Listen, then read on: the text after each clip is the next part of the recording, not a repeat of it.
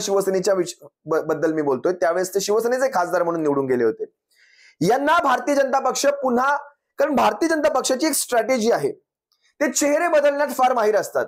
कारण चेहरा बदलला तर अँटी इन्कम्बसीचा फायदा होतो. म्हणजे त्या चेहऱ्याच्या विरोधात एक जनमत असतं आणि चेहराच बदलला तर आपला वोटर हलत नाही, आपला वोटर नव्या माणसाला निवडून देत असतो. त्यामुळे अँटी इन्कम्बसीसाठी भारतीय जनता पक्ष हा चेहरेच बदलत असतो. आता भारतीय जनता पक्ष ही स्वतःची स्ट्रॅटेजी या शिंदे टोळीवर देखील थोपवणार का, हा सगळ्यात पहिला. आणि आपण ह्या गोष्टींवर अतिशय बारीक लक्ष ठेवून आहोत, अतिशय बारीक. ज्या दिवशी भारतीय जनता पक्ष, कारण भारतीय जनता पक्षाने एकनाथ शिंदे काही 23 जागा देण्यासाठी घेतलेल्या नाहीये स्वतःच्या सोबत. एकनाथ शिंदे पर्यायाने ह्यांच्या भाषेतली शिवसेना 23 जागा देण्यासाठी घेतलेली नाही. एकनाथ शिंदेंना त्यांच्या पर्यायाने शिवसेनेला आपल्या ताब्यात ठेवण्यासाठी त्यांनी एकनाथ शिंदे सोबत घेतलेला आहे. त्यामुळे अशा प्रकारच्या 18 जागा ह्यांना मिळतील, या सगळ्या एक वल्गना आहेत. हे सगळं एक मिथ्य आहे, असं काहीही घडणार नाही.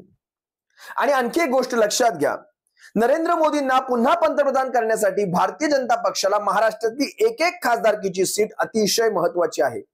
सध्याच्या परिस्थितीमध्ये जर काँग्रेस, शिवसेना आणि राष्ट्रवादी यांची महाविकास आघाडी आणि त्याच्याही पुढे जाऊन जर वंचित बहुजन आघाडी किंवा स्वाभिमानी शेतकरी संघटना आणि काही इतर संघटना जर सोबत आल्यानंतर ही जी होणारी महावज्रमुठ ही जर एकत्र लढली तर स्वतः भारतीय जनता पक्षाच्या 23 जागा ज्या त्यांच्या विद्यमान खासदारकीच्या जागा आहेत त्या देखील निवडून येऊ शकत नाही.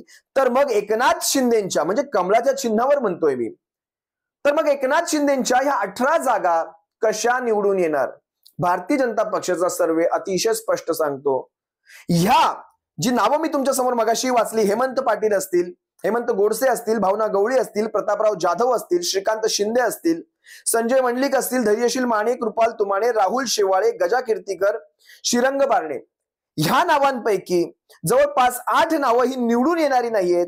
आणि इतर ठिकाणी म्हणजे या 8 नावं तर कुठल्याही चिन्हावर लढवा ही निवडूनच येत नाहीत भारतीय जनता पक्षाप्रमाणे. आणि इतर ठिकाणी जर कमळाच्या चिन्हावर लढवावं लागलं तर कुठे जाऊन डिपॉझिट वाचेल. लक्षात घ्या किती भयंकर परिस्थिती आहे. डिपॉझिट वाचू शकतं यांचं फक्त. म्हणजे शिवसेनेच्या या साऱ्या खासदारांना पुन्हा आपली पुढची खासदारकी घरात बसून करायची आहे. पार्लमेंट आता त्यांच्या नशिबात नाही.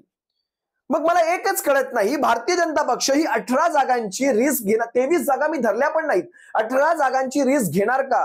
मोदींसाठी एक खासदारकीची जागा अतिशय महत्वाची आहे. अशा परिस्थितीमध्ये ह्यांना घेऊन 18 जागांची रिस्क भारतीय जनता पक्ष कधीच घेणार नाही. तुम्हाला